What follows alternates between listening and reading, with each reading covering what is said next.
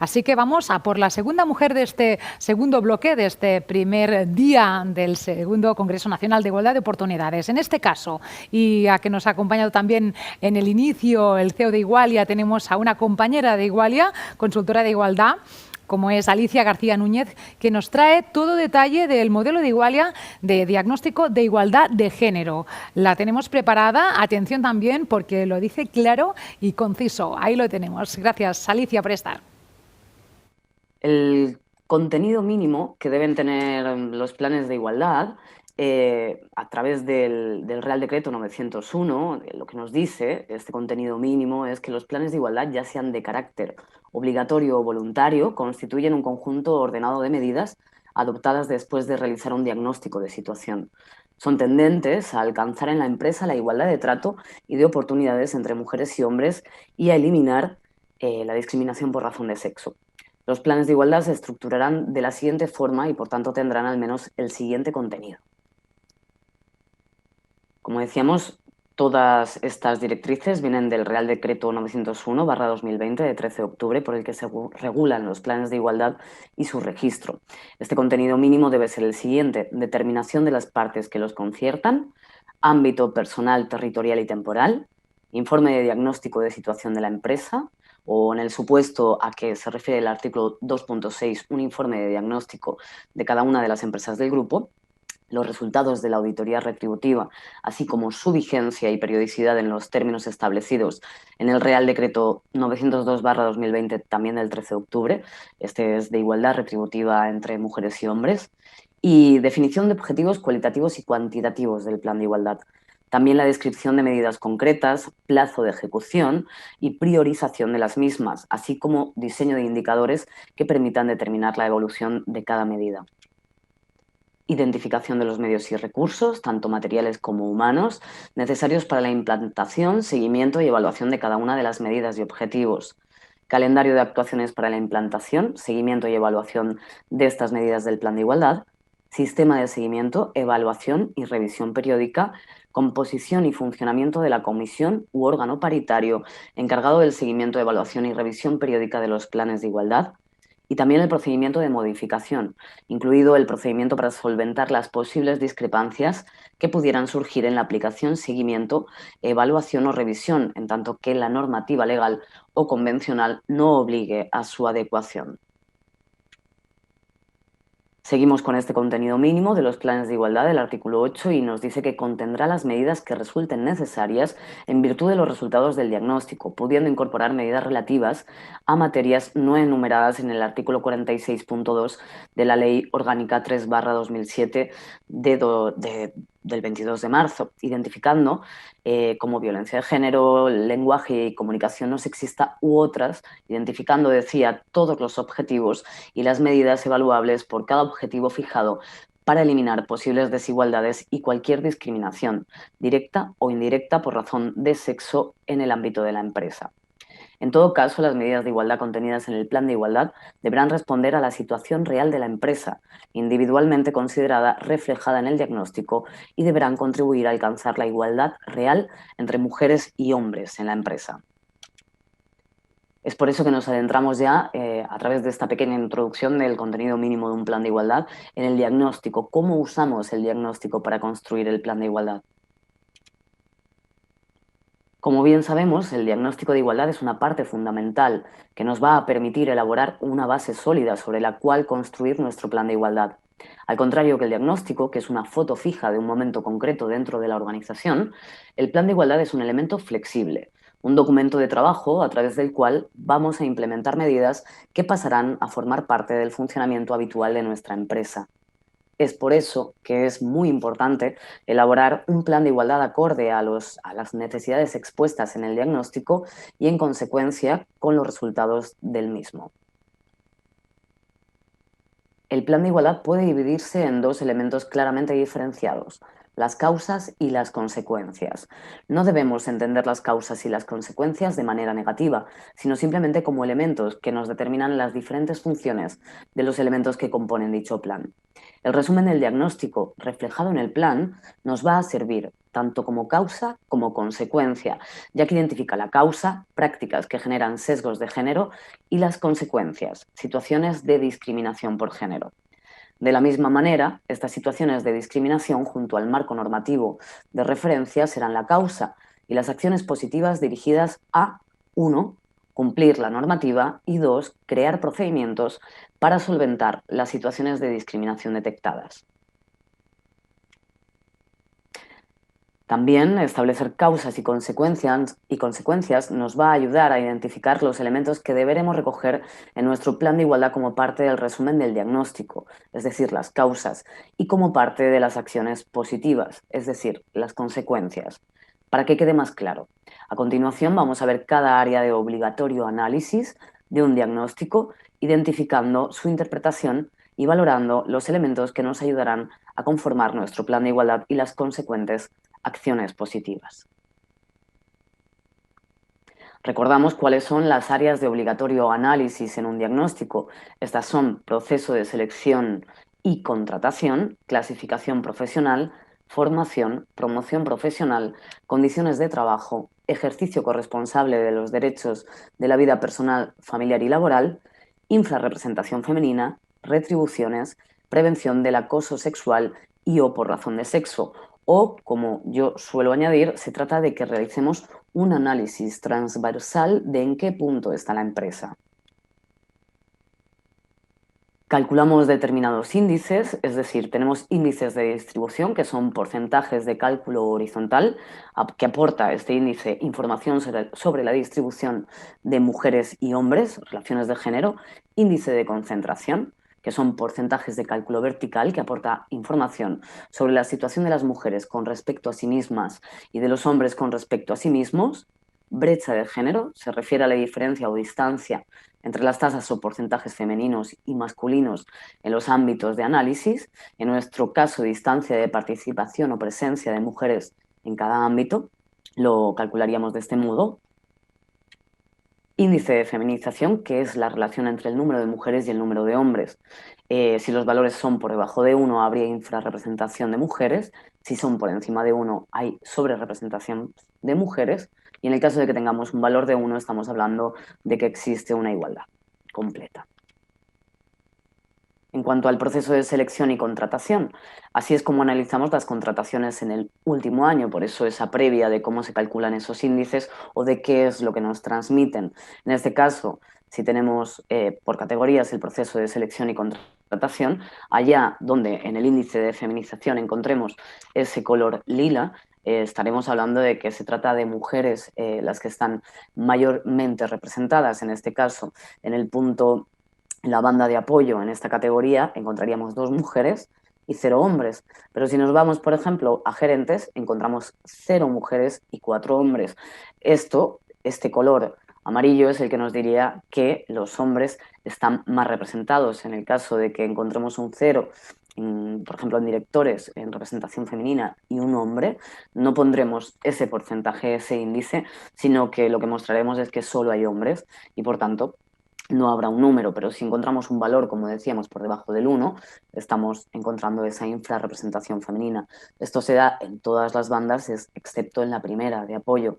También la brecha nos muestra este valor. Si es un valor positivo, como decíamos, hay mayor representación de mujeres.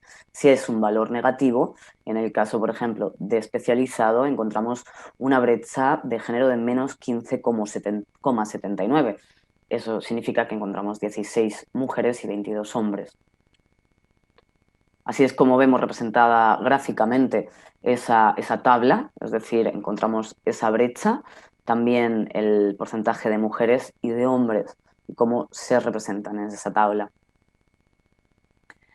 ¿Qué debemos conseguir? Eliminar posibles sesgos de género que estuvieran contribuyendo a perpetuar la tendencia habitual de presencia de mujeres y hombres en la organización de la empresa y con ello una mejora en el aprovechamiento del talento que se incorpore a la misma. Y no lo decimos desde Igualia o desde consultorías que se reporta un mayor aprovechamiento del talento, lo dice el Fondo Monetario Internacional a través de diferentes estudios. Es decir, si aprovechamos el talento de nuestras organizaciones, si equilibramos cómo se ven representados hombres y mujeres en ella, la suma es positiva, es decir, el talento ayuda a tener mayor productividad, el mejor aprovechamiento de los recursos, es lo que nos proporciona estos mejores resultados empresariales. ¿Cómo lo podemos conseguir? Esta es una pregunta que voy a ir dejando abierta en esta presentación, ya que el plan de igualdad nos dirá exactamente cómo trabajar estas medidas. También clasificación profesional y cómo éstas se distribuyen. Hemos analizado ese índice de feminización, esa brecha de género. Ya en colores vemos cómo se ve representada y de un solo golpe de vista esa diferencia porcentual entre hombres y mujeres, esos índices que nos dicen cómo están representados ambos géneros. Lo mismo, tendríamos estas gráficas que nos indican de manera visual cómo se generan estas diferencias entre géneros. Y llegamos a la clasificación profesional. Lo que debemos conseguir es corregir los posibles casos de segregación ocupacional y segregación vertical, garantizando un sistema de clasificación profesional neutro y libre de sesgos de género. Dejamos libre y sin contestar esa segunda pregunta. Y bueno, aquí vemos en el nivel administrativo cómo se suele reproducir una estructura que viene de años, ¿no? Las mujeres suelen estar mucho más representadas en administración. Sí que es verdad que en el nivel 2 de administración no es así, en este caso imaginario, en este caso que hemos puesto, por ejemplo, para poder mostraros estas tablas. Y bueno, encontramos también cómo la informática están menos representadas también en los técnicos, es decir, encontramos cómo las formaciones de alguna manera, y en este caso, están perpetuando los roles de género, los sesgos de género previos. Esta gráfica también nos dice cómo se representan hombres y mujeres en esos estratos de formación. ¿Y qué debemos conseguir? Eliminar posibles inconvenientes que pudieran estar dificultando el acceso de mujeres a diferentes modalidades formativas, así como incorporar la perspectiva de género en todo el procedimiento de elaboración del programa formativo. Seguimos dejando sin contestar esta pregunta a expensas de trabajar esta formación, este webinar en clave de igualdad, de plan de igualdad. Y la promoción profesional, promociones en los últimos años. Solemos analizar también los 3 últimos años, los 2 últimos años de cualquier empresa, de cualquier organización, y de este modo vemos cómo, en este caso imaginario, son ellos los que más promocionan. En casos imaginarios sí también encontramos muchísimos casos reales y es por eso que trabajamos en los planes de igualdad para equilibrar de alguna manera cómo se promocionan las empresas todos esos ejes que son importantísimos y que tocan de manera transversal cualquier organización. Aquí se ve bastante claro, es decir, las mujeres promocionan de manera inferior a la de los hombres, están en alrededor de un 40%, 42,80% en el caso de 2018 y 2019 42,02%, y los hombres en alrededor de un 58%. Promoción profesional.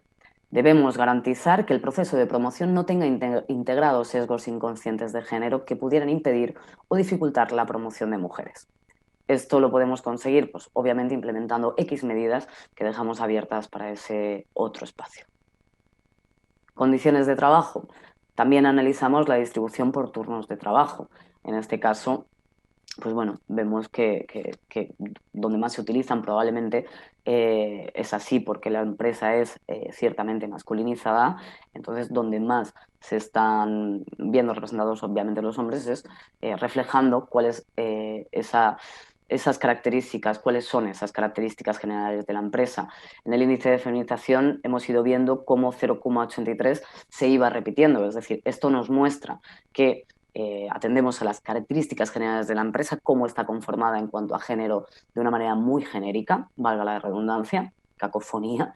Entonces, si vemos que este índice de feminización total se ve descompensado en algunas partes, esto nos dará cuenta de que algo hay raro, algo se está descompensando de alguna manera, ¿no? En este caso, pues lo que vemos es que se siguen manteniendo esos valores genéricos en todos los análisis de tablas.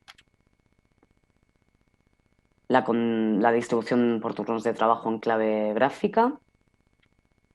condiciones de trabajo, lo que queremos conseguir es que se garantice que hombres y mujeres tengan las mismas oportunidades a la hora de acceder a las diferentes modalidades, horarios y turnos de trabajo, así como asegurar que las bajas se producen por motivos objetivos sin relación con la discriminación por razón de sexo.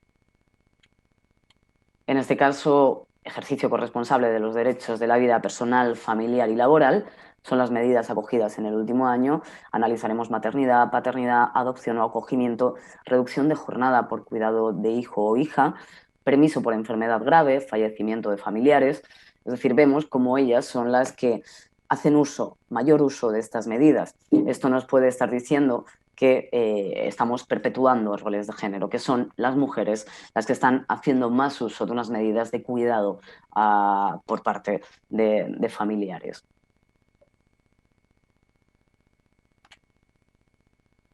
En el caso de lo que queremos conseguir es garantizar que la política de conciliación garantiza dicha conciliación de la vida personal, familiar y laboral, fomentando la corresponsabilidad en el hogar.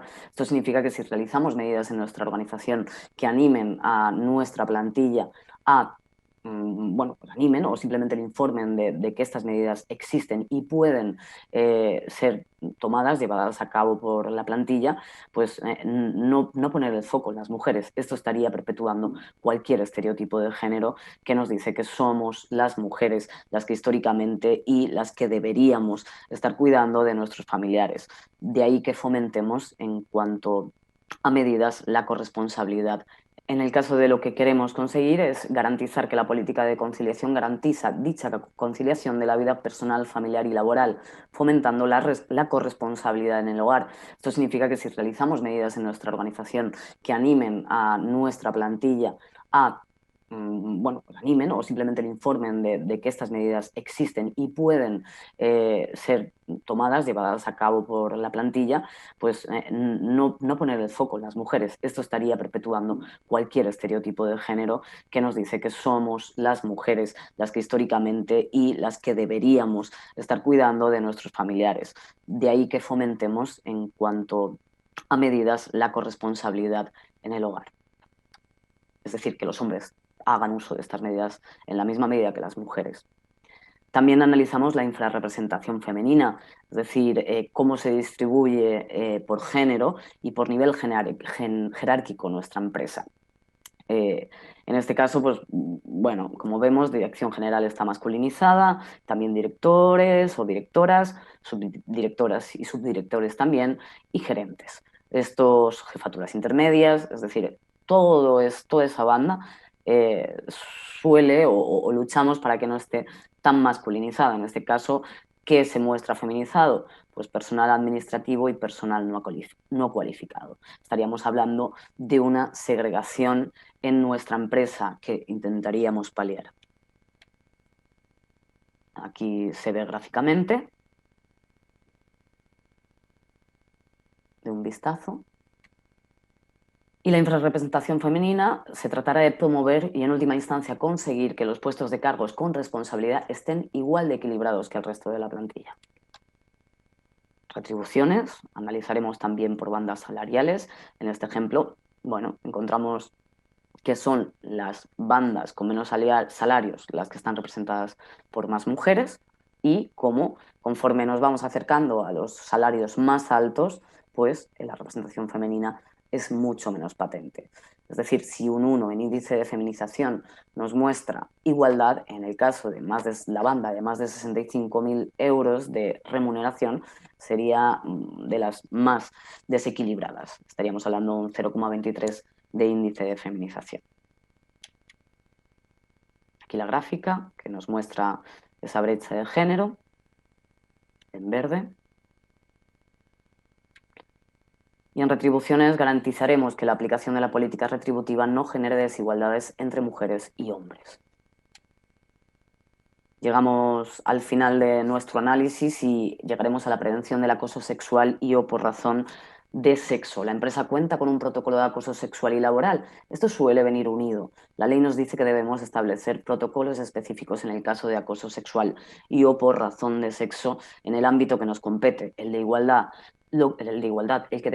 Lo que debemos conseguir al final es garantizar el cumplimiento de la ley en materia de sensibilización, prevención, detección y actuación contra el acoso sexual y el acoso por razón de sexo. Nuestra empresa deberá establecer medidas preventivas y también de difusión de estos protocolos, de este protocolo, para que toda la plantilla sepa a qué puede atenerse, cuáles son sus derechos, y también, obviamente, la empresa debe emitir una declaración institucional de tolerancia cero ante estas prácticas, ante estas cuestiones. En cuanto, y ya finalizando, al diagnóstico, se trata de una foto fija de un momento concreto de la organización. Es esencial elaborar un plan de igualdad acorde a las necesidades expuestas en el diagnóstico y, en consecuencia, con los resultados del mismo. Es la base para poder recomendar acciones positivas en el plan de igualdad. Es un análisis transversal de la empresa. No debemos entender las causas, el diagnóstico y las consecuencias de manera negativa, sino simplemente como elementos que nos determinan las diferentes funciones de los elementos que componen dicho plan. Es decir, las acciones serán las consecuencias. Y con esto os dejo con otras ponencias. Espero que podáis disfrutarlas y aprender todo lo que necesitéis.